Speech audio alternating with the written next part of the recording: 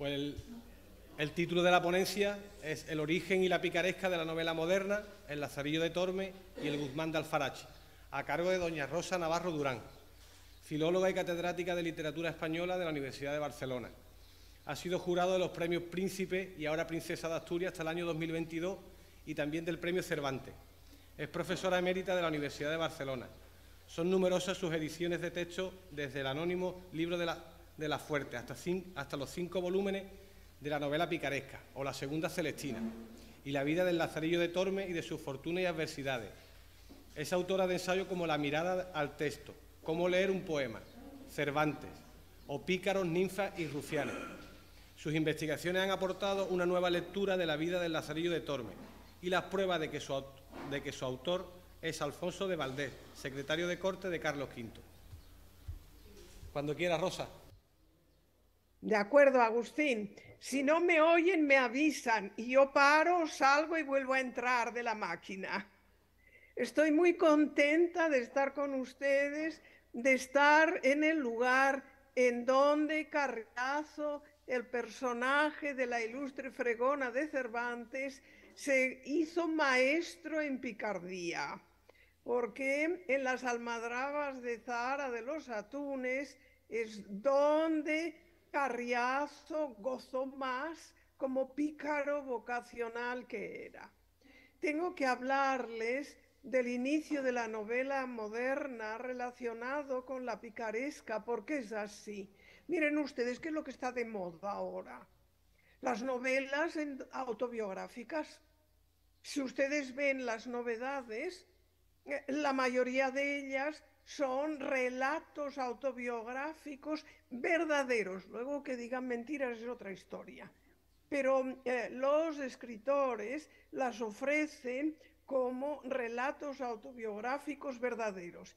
El origen de esta forma narrativa está precisamente en el siglo XVI. Comienza con el Lazarillo, aunque no es una novela picaresca, como les voy a decir.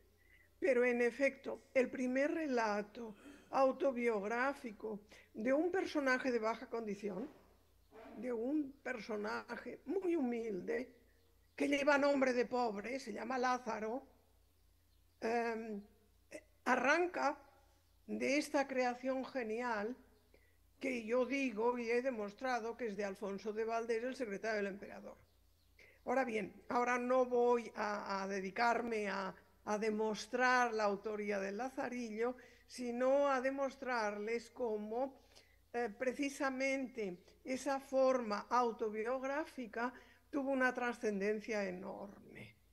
Lázaro cuenta su vida, pero en realidad el contar su vida es una pura excusa que utiliza su creador para hacer una sátira contra una serie de miembros de la Iglesia viciosos. Es decir, su autobiografía no es el objetivo del Lazarillo de Tormes. Mientras que la primera novela picaresca, que se escribe, bueno, que se publica en 1599, obra de Mateo Alemán, que es El Guzmán de Alfarache, eso sí que es una novela picaresca. Él mismo lo dice. Nada más empezar, él dice, el sujeto de este libro, eso es el ser de un pícaro, el sujeto de este libro. El ser de un pícaro.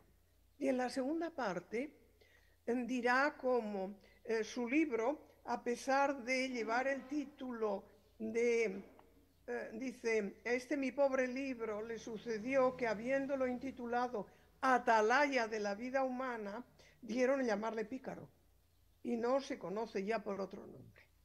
Esta obra, que hoy no se lee y es de una riqueza extraordinaria, no es fácil de leer, porque mezcla los discursos moralizantes, la crítica con las vivencias de su autobiografía.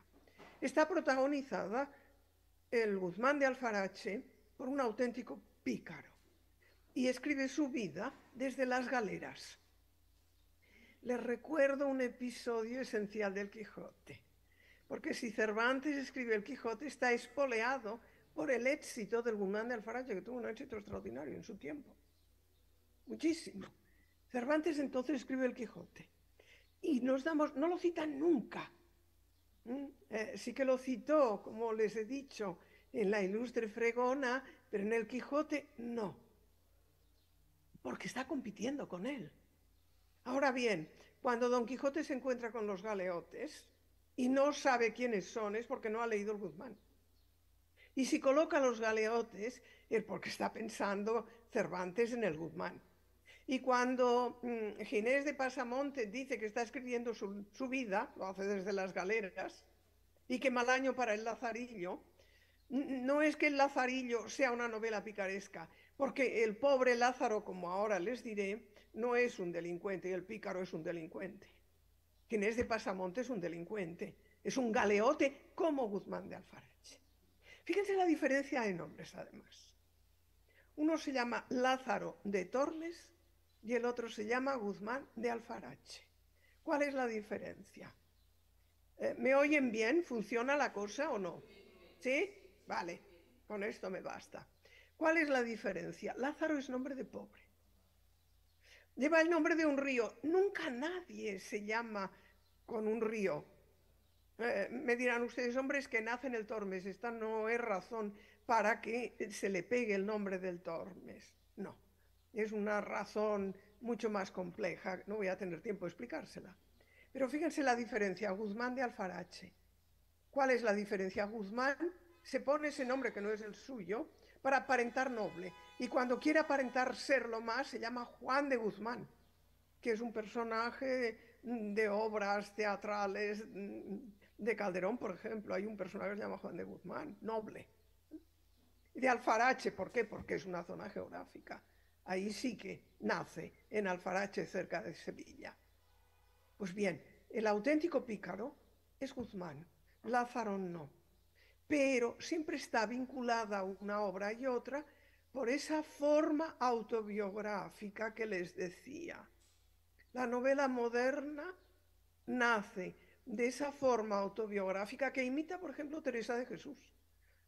En el libro de la vida de Teresa de Jesús, el modelo no es San Agustín y sus confesiones, no, que va. El modelo es esa obra que había leído muy bien, que es la historia del pobre Lázaro, que cuenta aparentemente su vida, aunque el objetivo de la obra no es contar su vida, como les digo.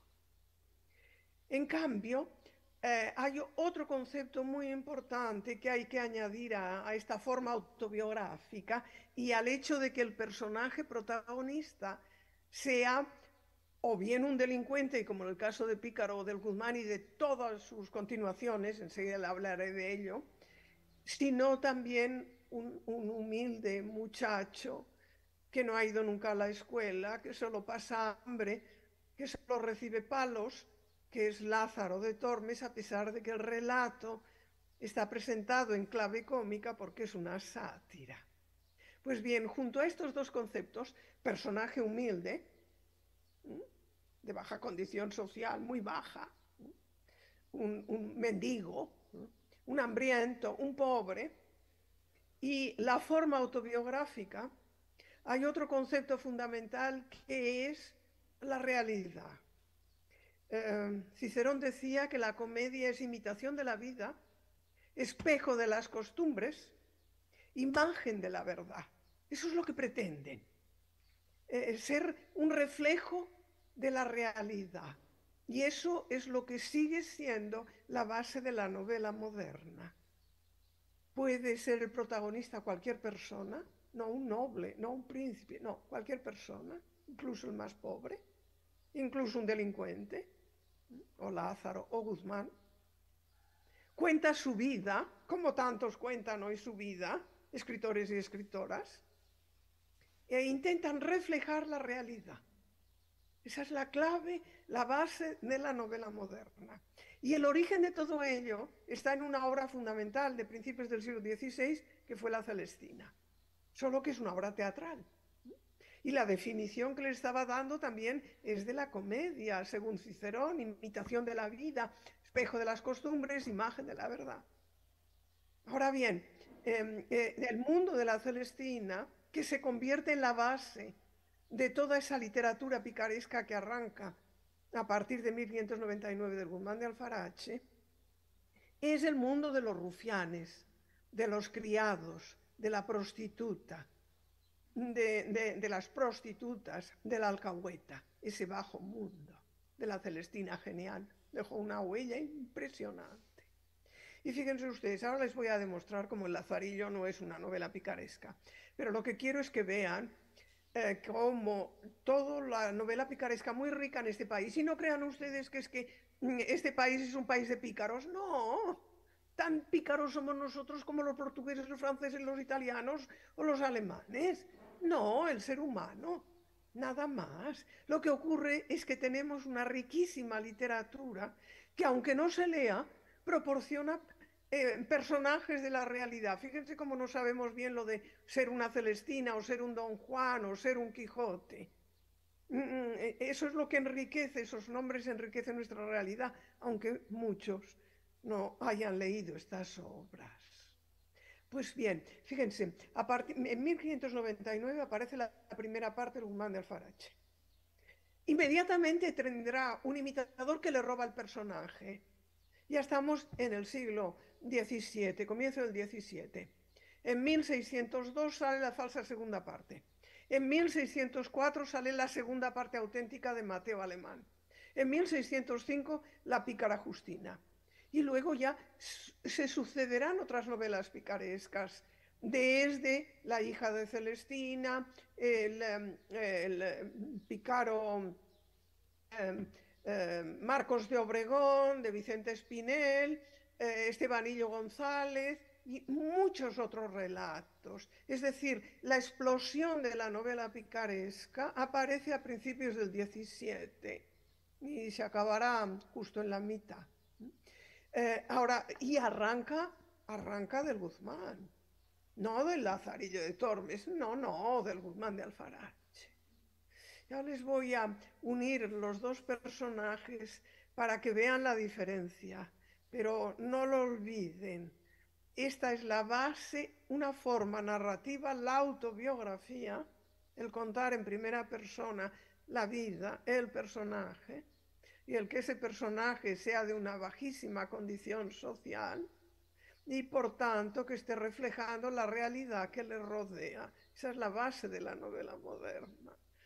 Piensen ustedes, por ejemplo, que la última premio Nobel, Annie Ernaux, toda su producción novelesca ha sido relatos autobiográficos.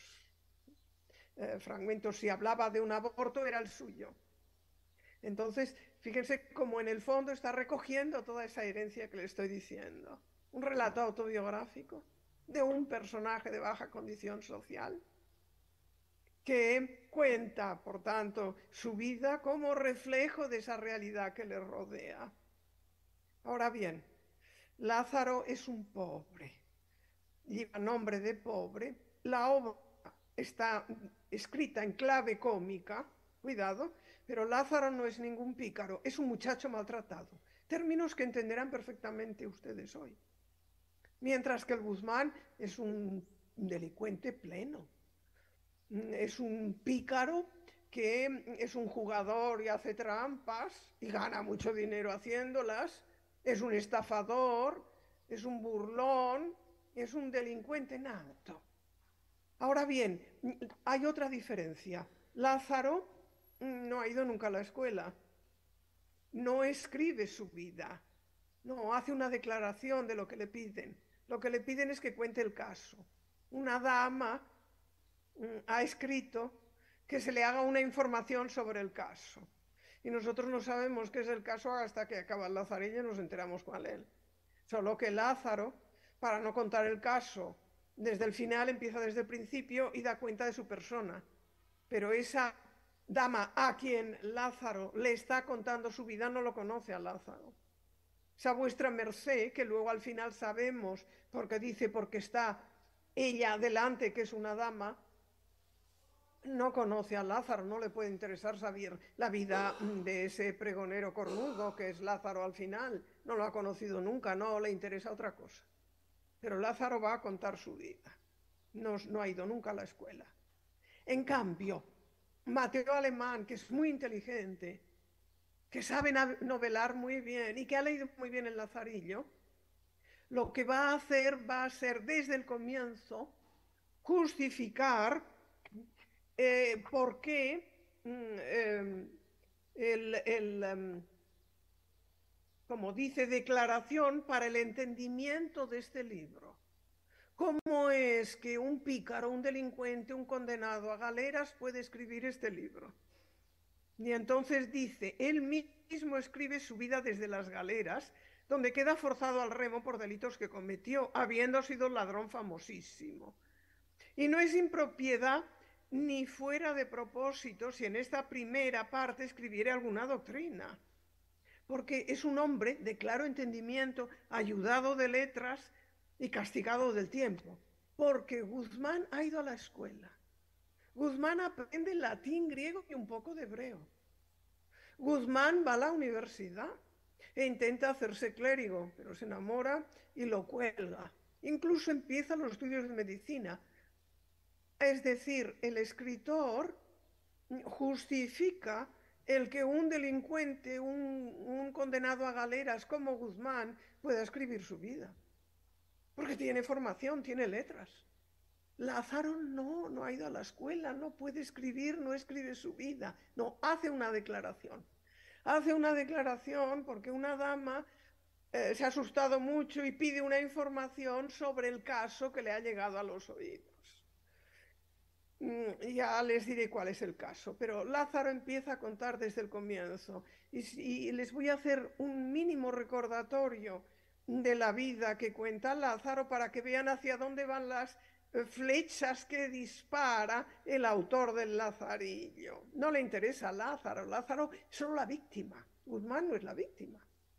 Lázaro es una víctima. ¿De quién es la víctima? Primer amo, un ciego que come bien y no le da de comer, que le da golpes, que le engaña, pero que es muy astuto y de él aprende mucho, demasiado. ¿A qué se dedica el ciego? Vive de oraciones. Las mujeres dicen, me duele las muelas, me duele tal, una oración. Pero le ha dicho a Lázaro, cuando se marche la persona que me paga, tírame de la capa. No cree en las oraciones de las que vive. El segundo amo es un clérigo que le mata de hambre. Fíjense ustedes cómo vamos viendo cómo es la Iglesia a la que pertenecen la mayoría de los amos de Lázaro.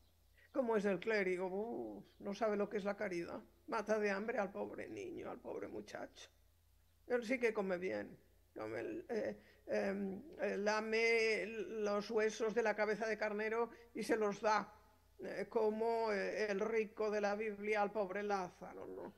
Una cebolla cada 4 días. Por eso Lázaro tiene que fingir que es un ratón o ratones y luego una culebra para poder roer un poco el pan que guarda en el arcón si no se hubiera muerto. Este es un pícaro, por Dios. Si quieren ustedes decirlo con el sentido que a veces lo decimos a los niños, ¡ay, qué pícaro eres!, ¿no? Pero no, es un delincuente, pobrecito, es una víctima de esos amos. ¿Cuál es el tercer amo? Un vanidoso escudero, no pertenece a la Iglesia, pero es el único bueno. No puedes darle nada porque nada tiene. Y Lázaro le da tanta pena que entonces mendigará para comer él y su amo. Esto no es una picardía, por Dios. Es una buena parte, como dice, hubiera preferido tenerlo a él como amo que no los otros dos, aunque no tenía nada. Y tenía él que buscarse la comida. El cuarto amo es terrible. Es la página más dura que se ha escrito nunca en la literatura. Y cuando lo vi, era a principios de este siglo, en el 2, no me atrevía casi a escribirlo. Y ahora, en cambio, todos los periódicos están llenos de esta historia. Unas mujercillas que vivían al lado del escudero lo llevan a Lázaro al servicio de un fraile de la Merced. Un fraile de la Merced es mendicante, pide limosna. Y entonces, ¿para qué quiere un criado? No es un criado, no. el fraile de la Merced le regala los primeros, le da los primeros zapatos que rompió. Y no son zapatos, no. Lo que está diciendo es que lo calzó. Es decir, es un fraile pederasta. Y en este brevísimo cuarto tratado del Lazarillo hay una denuncia de la pederastia tremenda. Es la entrada en la pubertad de Lázaro violado por el fraile de la Merced. Nunca nadie se había atrevido a escribir una cosa tan fuerte. Los inquisidores lo vieron clarísimamente y quitaron el tratado. El Lazarillo fue un libro prohibido siempre. Desde la presencia del primer índice de libros prohibidos en 1559 hasta el último índice de libros prohibidos. Nunca prohibieron ni la Celestina, bueno, la Celestina la prohibieron en el 17, pero en el 16 no.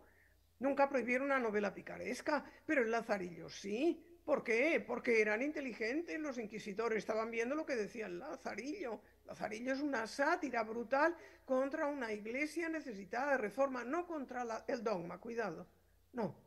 Es un intento de reformar la iglesia desde dentro de la iglesia. Fíjense ustedes, luego servirá un buldero. El buldero no le hace nada, Lázaro es espectador. Después de esa brutal violencia, el fraile de la Merced ha entrado, por tanto, ha pasado la adolescencia, ¿no? Y entonces observa los engaños del buldero que tiene como cómplice al alguacil. Fingen un falso milagro. Y cuando luego los ve Lázaro, él es el observador, cómo se reparten el dinero que han conseguido de las bulas y se ríen del engaño. Otro buldero, otro miembro de la iglesia.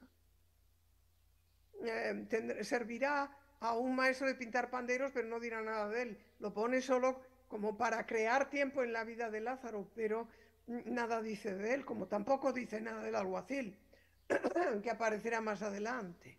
Antes de llegar al final, Lázaro servirá a un capellán, y el capellán, ¿qué le hace? Le dice, toma, aquí tienes 2 cántaros, un azote, y vete a vender agua. Lázaro es aguador, explotado por el capellán, que le dice, todos los días me tienes que dar 30 maravedís, lo que ganes de más es para ti. Es decir, el capellán está explotando al pobre Lázaro, como vendiéndolo, como Judas vendió a Cristo por 30 monedas, y le dice, lo que ganes el sábado es para ti, porque el capellán es un cripto judío, es un capellán cristiano, pero es uno de esos judíos expulsados que fingieron convertirse, pero seguían con prácticas judías. Por eso le dice, lo que ganes el sábado es para ti. Fíjense ustedes, aquí no hay delincuencia alguna, es explotación. ¿Han visto? Lo mata de hambre sus primeros 2 amos, le dan bastonazos. El cuarto lo viola. Este capellán lo explota. Por fin dice que consigue un oficio real, va a ser pregonero. Parece que llegamos realmente a una independencia de Lázaro con respecto a estos amos, pero no será así, porque todo esto es para decir que él pregonaba los vinos del arcipreste San Salvador y él, como vio que lo hacía tan bien, no, eso lo dice Lázaro, no. El arcipreste San Salvador vio que Lázaro se llamaba Lázaro de Tormes, no era de Toledo, no tenía familia allí. Y dijo, esto es estupendo, para que me sirva de tapadera. Entonces le dice que por qué no se casa con su criada. Criada que es su manceba. Fíjense la sátira, ¿cómo va a ser una novela picaresca? Es un muchacho maltratado que se convierte en un joven explotado y ahora en un pobre pregonero cornudo, gracias al arcipreste San Salvador, que ha hecho que se case su manceba con él para que le sirva de tapadera. No está mal. Entonces, cuando llegamos a este final y hemos visto como la mayoría de los amos de Lázaro pertenecen a una iglesia necesitada de reforma, nos damos cuenta de que detrás hay un escritor erasmista, porque no hay una lucha por la reforma de una iglesia desde fuera de la iglesia. No, no hay un ataque alguno al dogma, no, solo a los malos clérigos. Es como si ahora algunos buenos cristianos pensaran, Realmente necesita la Iglesia reforma para que no aparezcan estos casos que van apareciendo tan tremendos, ¿no? Eso es lo que es. Fíjense ustedes, por tanto, que no es un pícaro, que no es una novela picaresca. ¿Por qué hace la declaración? ¿Por qué cuenta su vida? Para que esa dama que le pide una información sobre el caso se dé cuenta, ¿eh? Y sobre todo para que todos veamos esa sátira contra esos miembros de la Iglesia. ¿Y por qué quiere esa dama? ¿Qué es el caso que quiere saber la dama? Esa dama se confiesa con el arcipreste de San Salvador. Ha oído los rumores de que su confesor tiene una amiga, es un clérigo amancebado y, como pueden imaginar, tiene muchas ganas de saber si es verdad o no. ¿Por qué? Porque ese clérigo, si tiene una amiga, puede que algún día le cuente a su amiga lo que la dama le ha confesado. Y esa amiga se lo irá a decir a la persona que tiene más cerca. ¿Y qué persona tiene más cerca? A Lázaro, su marido, ya que se dedica a Lázaro, es pregonero. Entonces podría ser que el secreto de confesión estuviera en boca del pregonero. Esta es una obra escrita hacia 1530, que nada tiene que ver con la picaresca, salvo en la forma narrativa. Es decir, hay una vinculación clarísima. Mateo Alemán imita el Lazarillo en la forma de contar. Es un personaje de baja condición social que va a contar su vida. Pero Guzmán sabe escribir. Guzmán ha ido a la escuela, Guzmán ha ido a la universidad. Incluso el Buscón de Quevedo también. No solo sabrá escribir, sino ir a la universidad acompañando a su señor. Lázaro no, porque no interesa la vida de Lázaro. Solo interesa los abusos que cometen con esa pobre víctima los miembros de esa iglesia, los que lo maltratan, le matan de hambre, abusan de él, lo explotan o lo utilizan como tapadera. Ese es el Lazarillo, por eso estaba en el índice de libros prohibidos. El Guzmán es otra cosa por completo. El Guzmán es la narración de un delincuente, pero de un delincuente vocacional también. Y va a contar primero cómo se da cuenta de que hay que tener los ojos muy abiertos, pero inmediatamente pasará a narrar su vida de pícaro. Contará su vida como mendigo, las trampas que hace, como jugador. Servirá a algunos amos, porque efectivamente también como herencia del Lázaro de Tormes aparece el servicio a algunos amos, pero no solo. Guzmán servirá a un cocinero, Guzmán servirá a un capitán, se irá con él a Italia porque hay también la presencia del viaje, la presencia de las tierras italianas. Servirá en Italia a un cardenal y servirá a un embajador. Y abro un paréntesis y digo, todos los capellanes, todos los miembros de la iglesia que aparecen en el Guzmán son buena gente. Un fraile franciscano le da de limosna, apenas tiene nada y le da limosna. El cardenal es una buena gente y lo dice él continuamente. Y a pesar de ser tan bueno, no consigue reformarlo, pero lo acoge en su casa, le enseña, lo hace paje, le da pena por verlo, cree que está llagado y son llagas fingidas. Esta es, por tanto, la diferencia. Siempre que aparece un capellán en el Guzmán es buena gente. Al final, en la última etapa, se casará 2 veces Guzmán y será una sátira contra las mujeres terrible, sobre todo con la segunda, con Gracia, porque él vive de lo que hace Gracia. Y también aparecerá un fraile. Y el fraile también será bueno. Es decir, siempre que aparece un miembro de la iglesia en el Guzmán, es bueno. Y Guzmán al final, cuando está en las galeras, cuando sufre un castigo brutal, se convertirá, soñará, despertará y será otro. Y precisamente desde esa condición de hombre nuevo de hombre reformado, sé que me queda poco para hablar, sí, y voy a acabar enseguida. Como esa condición de hombre reformado podrá hacer un recuento de su vida y hacer esas moralizaciones que hace. Es una concepción completamente distinta. Es un hombre que ha estudiado, que por su mala vida llega a estar condenado a galeras, que se arrepiente de esa mala vida, que recuerda su vida y la escribe desde el principio.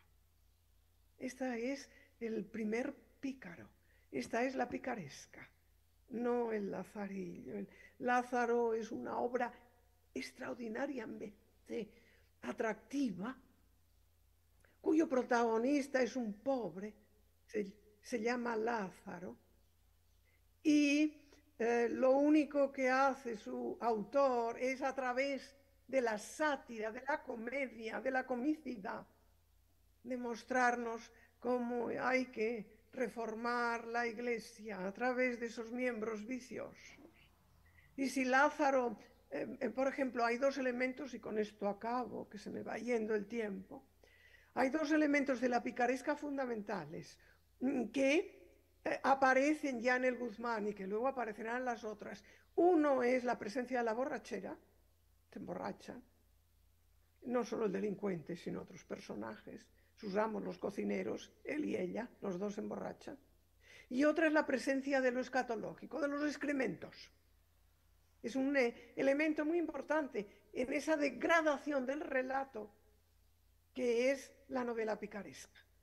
En Lázaro no hay nada de esto, indudablemente, porque el objetivo no es más que, no es la vida de Lázaro, sino utilizar la comicidad para atacar a esos clérigos viciosos. Y añado un pequeño elemento y acabo.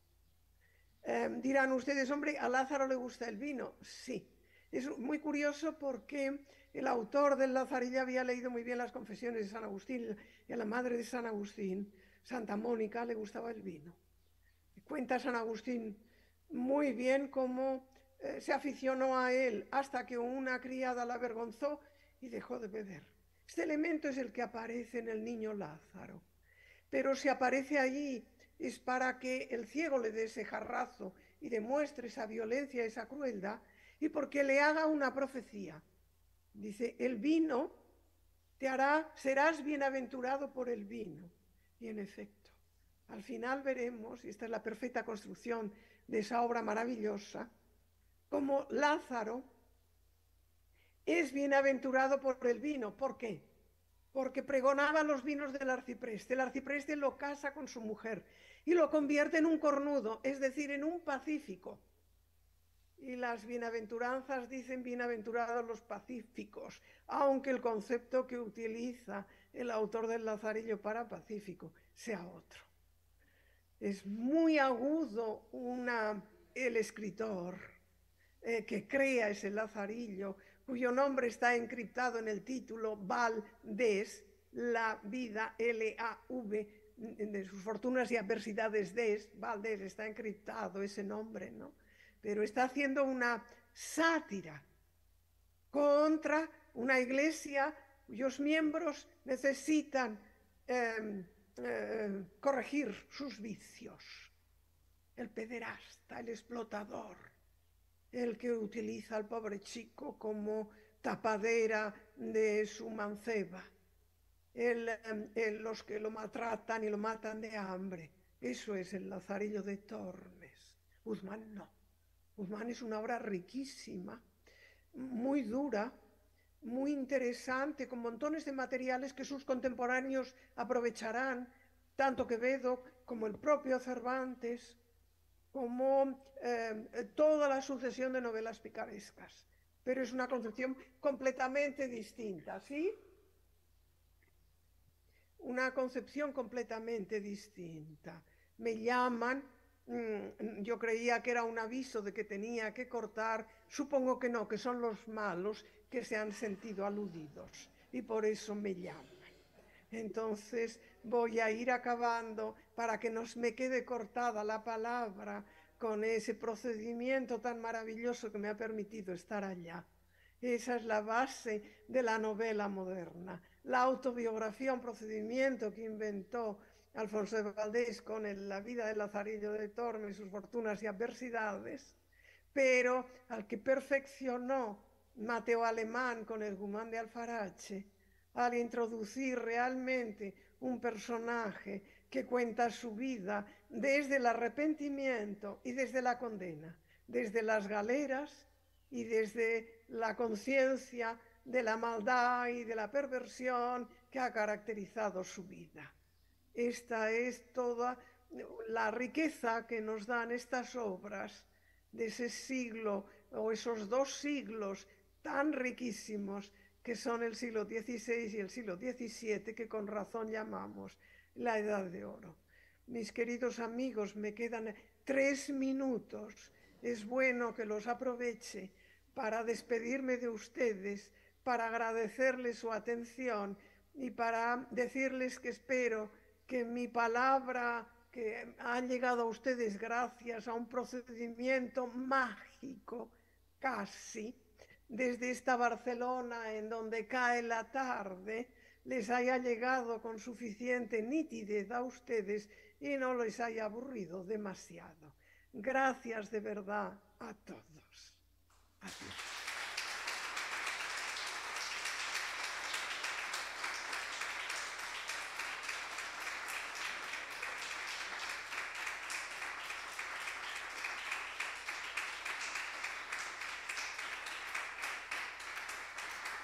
Me hubiera gustado que pudieran hacer preguntas, pero esto ya es muy complejo. Entonces, no me queda más que echar a la basura los 2 minutos que me quedan, a pesar de que desde mi atalaya, como el Guzmán de Alfarache, la atalaya de la vida que tengo yo, me está avisando de que no es bueno echar a la papelera ni un solo minuto de la vida, nunca, pero a mi edad mucho menos. Gracias de verdad, me marcho. Adiós, adiós.